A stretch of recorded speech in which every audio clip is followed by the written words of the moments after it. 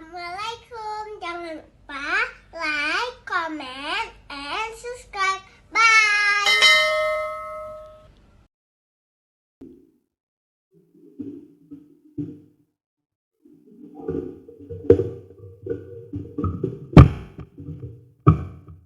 Bismillahirrahmanirrahim. Assalamualaikum warahmatullahi wabarakatuh. Alhamdulillahi rabbil alamin. Wassalatu wassalamu ala asyrafil anbiya'i wal mursalin wa ala alihi wa ashabihi ajma'in. Raditu billahi rabba wa bil islami dinan wa bi Muhammadin nabiyya wa rasulah. Ishrah li sadri wa yassir li amri wahlul 'uqdatam min lisani yafqahu qawli. Allahumma ij'al jam'ana hadha jam'an marhuma tafarraqana min ba'dihi tafarruqan ma'suma. Kaum muslimin dan muslimat sidang jamaah subuh yang dirahmati Allah. Salah satu yang membuat kita itu jauh dari Allah Subhanahu wa taala karena hati kita bermasalah, hati bermasalah. Atau disebutkan di dalam kajian tafsir atau tasawuf itu namanya amradul qalbi, penyakit hati. Jadi bagaimana supaya kita bisa dekat lagi dengan Allah? Maka hilangkan penyakit hati. Salah satu yang akan kita bahas pada pertemuan ini adalah hasad. Hasad itu kalau di dalam bahasa kita dengki. Bagaimana dengki dalam konsep tasawuf? Dengki itu apa sebenarnya? Jadi apakah dengki itu tidak senang melihat orang lain saja? Jadi dengki itu ada dua model. Jadi yang pertama, tidak senang melihat orang lain diberikan nikmat oleh Allah. Ini dengki model pertama. Jadi ketika dia melihat nikmat yang diberikan kepada orang lain, dia merasa tidak senang. Kenapa tidak senang? Dia juga patut dapat seperti itu. Kenapa tidak dapat? Ya, ini satu. Yang kedua, izalah. Yatamanna izalah. Dia bercita-cita bagaimana nikmat itu supaya tidak ada lagi sama dia. Ya, ini dengki paling parah. Jadi kalau dengki yang pertama tadi tidak senang saja, ada nikmat yang diberikan oleh Allah kepada orang tersebut. Tapi kalau dengki yang kedua, yatamanna izalah, izalatun ni'mah lil mustahik. Dia itu ingin menghilangkan pakai cara nikmat itu jangan ada sama dia. Bagaimana caranya? Apapun mau dia lakukan. Jadi supaya nikmat itu tidak ada sama dia. Ini dikatakan dengan dengki pada level tinggi. Sekarang kita lihat pembahasannya. Tadi dengki sudah tadi, berarti ada dua model. Dengki yang pertama itu dengki yang lazim. Lazim seorang tidak senang pada nikmat yang diberikan oleh orang lain. Dengki yang kedua sudah tidak senang, dia berusaha ingin menghilangkan nikmat itu. Bagaimana supaya tidak ada sama dia nikmat itu? Ya. Wa ammal hasadu fa innahul mufsid li ta'at. Jadi perlu kita ketahui, hasad itu, dengki itu bisa merusak ketaatan kita kepada Allah. Ketika sudah ada penyakit dengki dalam hati, maka ibadah itu akan berat. Maka salat akan berat. Zakat akan berat. Ibadah-ibadah untuk menuju taat kepada Allah akan berat. Mana contoh? Kita tidak usah jauh-jauh. Yang dicontohkan saja dalam Al-Quran.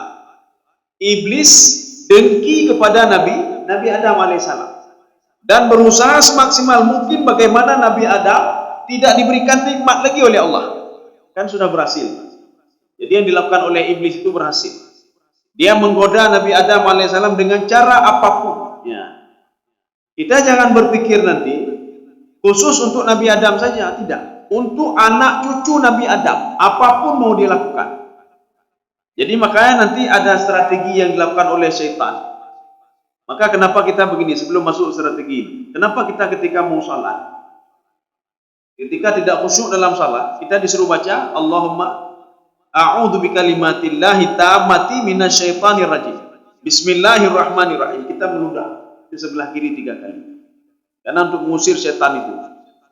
Jadi makanya setan dengan berbagai strategi dia lakukan. Kalau strategi ini tidak berhasil, setan bukan model dengki yang pertama, tidak. Setan menggunakan dengki yang kedua. Dia bukan tidak senang saja melihat manusia masuk ke dalam surga. Dia menginginkan bagaimana manusia yang masuk dalam surga itu bisa dikeluarkan lagi untuk masuk ke dalam neraka. Bahkan ada satu jamaah semalam bertanya begini, bagaimana kalau kita ini terus beribadah, tapi kita tidak tahu akhir hayat kita itu kita dimasukkan ke dalam neraka. Kita tidak tahu akhir hayat kita itu dilaknat oleh Allah Subhanahu wa taala. Ini bagaimana kita tahunya? Bahkan ada orang di dalam kehidupan hari-hariannya hidup dengan maksiat tapi meninggal dalam keadaan taat kepada Allah. Jadi saya membawa sebuah dialog ya antara Allah dengan malaikat Jibril. Ini juga dikhawatirkan oleh Jibril. Jibril beribadah patuh dan taat kepada Allah. Muta'in sama amin. Bahkan malaikat yang lain itu patuh dan taat kepada Jibril. Tapi Jibril lebih patuh dan taat lagi kepada Allah. Dan dia sangat takut sekali. Apa yang dikhawatirkan oleh Jibril alaihissalam? Saya takut nanti ya Allah, saya sama seperti iblis. Saya beribadah, tapi akhirnya engkau laknat saya. Saya tidak tahu masa depan saya. Akhirnya pesan Allah kepada Jibril, makanya kamu patuh terus kepadaku, taat terus kepadaku, jangan pernah menyimpang. Jadi konsep ini bisa kita ambil, konsep Jibril. Jadi artinya apa? Jibril tidak pernah la ya'sunallah ma amarahum wa yaf'aluna ma yu'marun. Bukan Jibril saja, tapi seluruh malaikat. Kita begitu juga. Ketika diperintahkan oleh Allah jangan tanya-tanya lagi. Ketika dilarang oleh Allah jangan tanya-tanya lagi kalau itu dilarang. Yang jelas semua itu demi kemaslahatan manusia. Jadi makanya setan itu dia menggunakan dengki yang kedua. Dia sudah tidak senang dengan Nabi Adam alaihissalam. Bagaimana Nabi Adam dijauhkan juga dari nikmat itu, sehingga kan berhasil. Maka ketika itu Allah mengatakan kepada Nabi Adam alaihissalam, la yujawiruni man asani. Ini bukan ayat Al-Quran tetapi ada di dalam tafsir Ibnu Katsir, dialog antara Allah Subhanahu wa taala dengan Nabi Adam alaihissalam.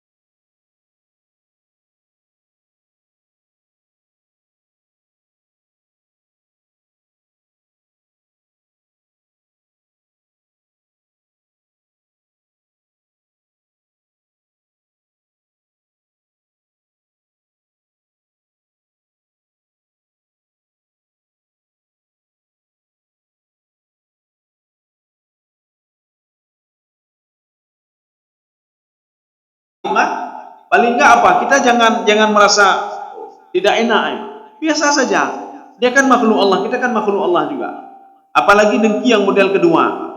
Kita sudah tidak senang kepada nikmat dia. Kita berusaha semaksimal mungkin bagaimana nikmat itu supaya tidak ada lagi sama dia. Nah, sehingga Nabi Adam alaihissalam diusir oleh Allah Subhanahu wa taala dan Allah mengatakan fiha tahyauna wa fiha tamutuna. Di situ kamu hidup, di dunia itu kamu mati. Dan di situ juga tukhrijukum taratan ukhra. Kamu akan saya bangkitkan kata Allah Subhanahu wa taala. Al-ba'id 'alal khati'at. Jadi artinya dengki itu muncul dari mana? Ya. Ketaatan kita itu bisa hilang gara-gara kita dengki. Maka jangan pernah dengki. Kedengkian itu muncul dari apa? Al-khati'at. Jadi ba'id itu artinya termotivasi. Dia muncul dari al-khati'at, dari dosa-dosa kita. Orang yang jarang berbuat dosa, dia tidak akan muncul nanti sifat-sifat asal. Tetapi buat dosa sedikit, buat dosa sedikit. Dosa ini membantu dengki untuk bisa berkembang. Ya, jadi makanya iblis itu sebelum dia dengki ada dosa-dosa yang dilakukan, Ini namanya al-ba'ith 'alal khati'at. Jadi muncul dari dosa-dosa walaupun dosa kecil. Maka jangan pernah meremehkan dosa kecil. Ini kan dosa kecil. Ya kita takuti dosa kecil. sehingga memunculkan kita itu alah tidak apa-apa, apa namanya, hasad dan tidak apa-apa. Ya sudah dia meremehkan hasad itu. Sehingga ketika muncul hasad, maka dia itu tidak taat lagi kepada Allah. Sudah mulai apa namanya, sudah kurang taatnya. Bahkan merusak ketaatan dia kepada Allah Subhanahu wa taala. Kaum muslimin sedang jemaah dirahmati Allah. Wa innahu da'un mudallun alladhi yubtala bihil katsir minal qurra wal ulama. Jadi ini penyakit ini, Pak. Ini dengki, ini penyakit. Penyakit bagi siapa? Ini kata Imam Ghazali. Jadi kata Imam Ghazali, ini penyakit bagi al-qurra. Qurra itu siapa? Orang yang sering membaca, punya ilmu, dia tahu dia. Atau paling enggak begini, dia tahu kalau dengki itu tidak baik. Ya minimal itu. Ini Imam Ghazali dia membawa yang level tinggi dulu, yang tinggi dulu. Maknanya orang yang sering membaca juga bisa dengki. Ya, bisa dengki, apalagi yang lain. Wal ulama, dan para ulama. Jadi ulama itu kadang-kadang bisa juga dengki kepada orang lain. Ya. Jadi maknanya ulama saja bisa dengki kepada orang lain, orang yang punya ilmu. Apalagi orang yang biasa. Ini kita khawatirkan. Iblis itu bukan tidak tahu dia. Dia bukan tidak tahu kalau dengki itu tidak baik. Dia tahu, bukan tidak tahu. Bahkan ibadahnya kan sampai 80.000 tahun lamanya. Kaum muslimin sedang jemaah dirahmati Allah. Fadlan 'alal ammah wal juhal. Ya. Juga ini akan menimpa orang umum dan apalagi orang bodoh. Dia tidak tahu kalau dengki bisa merusak hati dia, merusak ibadah dia, merusak ketaatan dia, merusak kenyamanan dia beribadah. Dia tidak tahu, Pak, orang bodoh. Dia tidak tahu apa-apa. Yang dia tahu apa? Saya sudah berhasil menjatuhkan si fulan. Itu saja yang dia tahu, Pak. Yang dia tahu saya sudah berhasil mengolok-olok si fulan. Dia tidak tahu akibatnya itu. Kenapa? Karena kebodohan dia. Makanya orang bodohlah yang suka berdebat untuk menjatuhkan orang lain. Dia sudah merasa saya sudah menang. Itu orang bodoh. Kalau orang pintar tidak seperti itu. Makanya kalau berdebat kan tidak ada menang kalah. Kalau menang, kita pun menang dalam satu segi. Tetapi teman-teman tidak ada lagi. Anak lengan, teman tidak ada lagi. Seorang suami ribut sama istrinya. Suami mengatakan saya sudah menang saya. Untuk apa menang kalau istri tidak senang lagi sama kita? Untuk apa? Seorang bawahan mengatakan saya sudah menang, saya menggugat pimpinan saya. Untuk apa setelah menggugat orang tak senang sama kita? Kita menang satu segi, tapi kalah dalam berbagai segi. Kalah dalam berbagai segi. Berdebat begitu juga. Kita mengatakan saya sudah menang, kamu menang loh. Untuk apa menang? Kita dijauhi oleh penduduk kampung. Kepu apa? Ya. Jadi artinya kita menang dari satu segi, tapi kalah dari segi yang lain. Makanya orang-orang yang sering-sering itulah orang bodoh, Pak, orang bodoh. Maka jangan sampai nanti sudah kita bodoh, tidak tahu lagi, dengki lagi sama orang lain. Sudah berlipat ganda. Hatta ahlakathum wa auradahumun nar. Sehingga sampai-sampai kedengkian itu bisa merusak ibadah kita, bisa merusak tabiat kita, bisa merusak karakter kita juga bisa merusak. Dulu kita orang baik-baik. Gara-gara kita dengki tadi sama orangnya sudah tidak baik lagi. Jadi dengki itu kalau di dalam bahasa tasawuf, dengki itu kan penyakit hati. Kita tidak tahu dia dengki atau tidak dengki kepada kita. Yang tahu cuma diri dia sendiri saja dengan Allah Subhanahu wa taala. Yang tahu cuma dia. Tetapi kata Imam Ghazali, kita bisa melihat seorang itu ikhlas, seorang itu tawadhu, seorang itu dengki, seorang itu wara dan lain sebagainya. Dari apa? Walaupun itu ibadah hati atau penyakit hati, kita bisa tahu dari pergerakan anggota tubuhnya. Kita tahu dia khusyuk dari pergerakan anggota tubuhnya. Kita tahu dia dengki dari pergerakan anggota tubuhnya. Nyo tubuh kalain ya, Pak. Kalain, mukai kalau dia mengkerut sampai, Pak. Ya. Jadi artinya apa? Dia indikasi dengki itu sudah ada. Kenapa sudah ada? Itu penyakit hati. Tetapi apa? Yang ba'ithu, dia akan dimunculkan melalui pergerakan anggota tubuh, kata Imam Ghazali. Kaum muslimin sedang jemaah dirahmati Allah. Apa komentar Imam Ghazali? Amma tasma'u qaula Rasulillah sallallahu alaihi wasallam. Apakah kalian tidak mendengar perkataan Rasulullah sallallahu alaihi wasallam? Wasitatun yadkhulun nara bisitatin. Ada 6 orang masuk neraka gara-gara 6 hal. Nah, Yang tak mau neraka. Cuma-cuma alam. Jadi artinya apa? Tak perlu lakukan lain. Lakukan 6 ini saja masuk neraka. Masuk neraka. Lakukan salah satu saja masuk neraka. Hana perlu nego-nego ya Allah. Hana perlu puput 6-nya mentang. Lakukan 6 ini saja. Langsung masuk neraka. Yang pertama apa? Al-Arabiyah bil Asabiyah. Orang Arab kan sering nepotisme. Mendahulukan keluarganya, mendahulukan ini, mendahulukan itu, dan lain sebagainya. Maknanya bukan orang Arab saja. Orang yang kalau ingin masuk neraka, kata Rasulullah, asabiyahlah kamu. Asabiyahlah. Nepotisme lah kamu. Ya, nepotisme. Jadi kalau sudah mendahulukan ini, mendahulukan itu, sudah ada syarat-syarat kata Rasulullah SAW. Satu. Yang kedua, wal umara'u bil jauri. Pemimpin-pemimpin yang berbuat zalim. Maka sudah jelas dia itu sitatun bi sitatin. Lakukanlah hal seperti ini kalau ingin masuk neraka. Dia menzalimi rakyatnya, menzalimi bawahannya, dan lain sebagainya. Ini al-umara. Al-umara bil jauri. Maka di dalam sebuah hadis Rasulullah sallallahu alaihi wasallam, Rasulullah bersabda begini: Sab'atun yudhilluhumullahu fi dhillihi yauma la dhilla illa dhilluh. Ada 7 kelompok. Yang 7 kelompok ini dilindungi oleh Allah Subhanahu wa taala. La dhilla illa dhilluh. Pada waktu itu tidak ada yang bisa melindungi dia kecuali atas pertolongan Allah Subhanahu wa taala.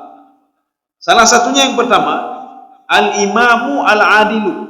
Seorang pemimpin yang adil.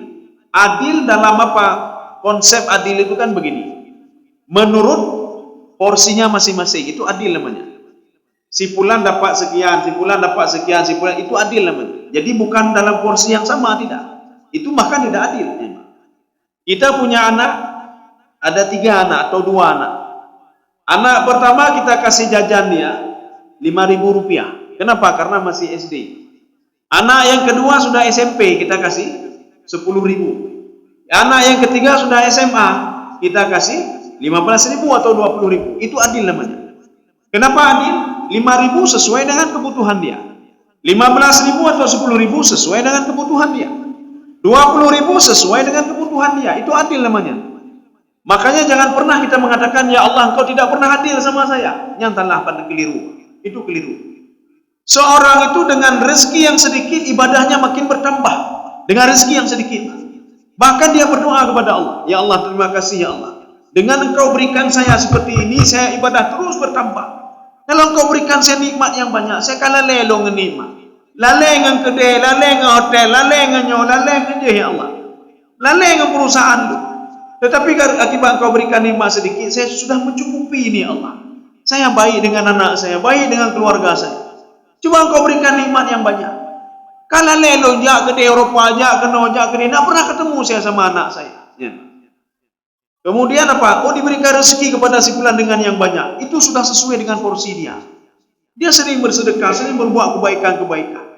Makanya diberikan nikmat yang banyak kepada si fulan ini.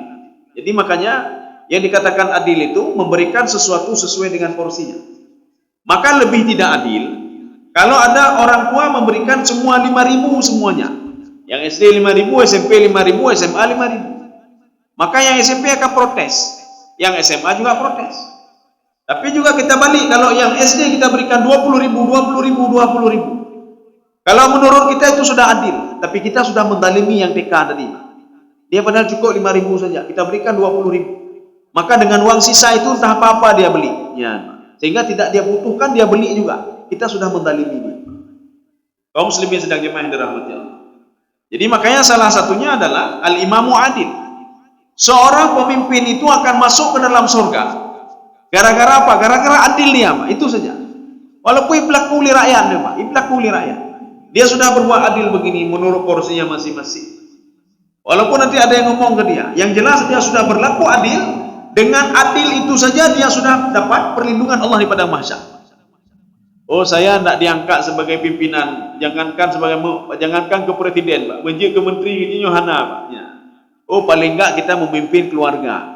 Kita sudah adil dengan istri, sudah adil dengan anak, dan lain sebagainya. Oh, saya tidak, ini saya belum menikah lagi. Saya belum menikah lagi.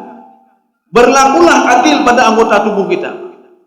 Kalau tangan ini kita berikan sesuatu sama tangan, sama tubuh kita kasih baju, sama kepala begitu juga, sama kaki kita kasih sendal. Nyobek baju mentang lagak telok tan ni pak. Telok mana? Jak kedai patu tan ni pak. Bahkan baju belagak. Atau tempat tu belagak, baju tan ni pak. Atau kita itu untuk pergi ke mana-mana bagunya bagus. Waktu pergi salat sudah tidak bagus. Mana kita tidak berbuat adil juga. Nyot dia semayang jakrong kalau keper jakrong. Kadua ton gaya jakrong. Baju ini setiap hari kita beli. Belum setahun kita ganti lagi. Kita beli jas lagi. Jakrong hana, tunggu dia tambah jakrong. Nyambek dan yang bagi bambe. Nya jakrong lagi per lemah. Kemudian begini lagi, kita sudah berlaku adil. Saya sudah adil sama orang tubuh dah. Oleh tajuk mecinyo tajuk je mandum tajuk. Tetapi hati kita tidak adil sama hati kita. Ya, hati ini juga butuh dia. Dia juga butuh makanan. Kalau kita selalu memikirkan gizi untuk tubuh ini, kita memikirkan gizi untuk mata, gizi untuk tulang dan lain sebagainya. Pikirkanlah gizi untuk roh ini. Roh ini butuh gizi juga. Apa gizi roh itu? Dia ingin mengenal dirinya sendiri. Dia ingin mengenal Allah. Dia ingin mengenal Rasulnya. Dia ingin ketenangan jiwa. Makanya baca Quran. Makanya beribadahlah. Makanya patuhilah perintah Allah. Makanya berdoalah, bangunlah tahajud. Dan lakukanlah hal-hal yang positif. Untuk apa? Makanan ini. Orang yang berlaku adil dengan anggota tubuhnya, berlaku adil dengan tubuhnya juga, dengan rohnya, maka dia juga akan dapat perlindungan dari Allah Subhanahu wa taala. Bahkan tangannya membela dia nanti. Oh, jangan macam-macam sama tubuh ini. Jangan macam-macam sama tangan ini. Dia bersedekah. Nanti ada sebuah hadis termasuk dalam kitab Al-Muwatta punya Imam Malik. Ketika malaikat datang itu dia, oh jangan macam-macam ya sama tangan, dia bersedekah. Jangan macam-macam sama kaki ini, dia pergi ke tempat yang baik. Nanti jangan sampai tangan ngomong begini. Silahkan lakukan apa saja. Ini tangan ini mencuri selalu ini, tidak apa-apa. Mata ini lihat maksiat selalu, tidak apa-apa. Tangan kaki ini pergi ke tempat maksiat selalu. Jangan sampai seperti itu nanti. Mulut ini ghibah orang lain selalu. Jadi jangan sampai kita seperti itu. Maka lakukanlah kebaikan supaya dibela oleh tangan ini dan anggota tubuh. Kaum muslimin sedang jemaah yang dirahmati Allah. Berarti sudah dua. Yang ketiga, wadahaqin bil kibri. Dahaqin itu apa? Dahaqin itu kalau di dalam bahasa Arab kepala kampung ya. Kepala desa atau kepala kampung. Kepala kampung yang bil kibri, yang sombong. Ya, hati-hati kata Rasulullah. Menyona pimpinan kampung atau apa saja, lu hebat dah, lu. Hati-hati, Pak. Sitatin bisitatin. Jadi artinya kalau kamu ingin masuk neraka, lakukanlah seperti ini kata Rasulullah sallallahu alaihi wasallam. Jadi ada haqi bil kibri. Kibri ini kan ada sama iblis juga. Apa kata iblis? Ana khairum minhu, khalaqtani min narin wa khalaqtahu min tin. Ini sebenarnya sifat kibron itu muncul dari dengki ini. Ya, muncul dari dengki. Makanya penyakit dengki itu parah sekali. Hilangkan dengki, yang lain hilang semua. Kalau dengki masih ada, maka kibron itu akan muncul dengan sendirinya. Dia akan menyombongkan diri. Kalau dengki sudah ada, maka si fulan melihat tetangganya, oh nyoka, nyohana bereh si fulan, berusaha untuk menghilangkan nikmat. Setelah nikmat itu hilang, dia mengatakan saya lebih baik dari dia, lebih baik dari dia. Nyoka lagi nyoka abi. Itu namanya sudah kibron. Ya.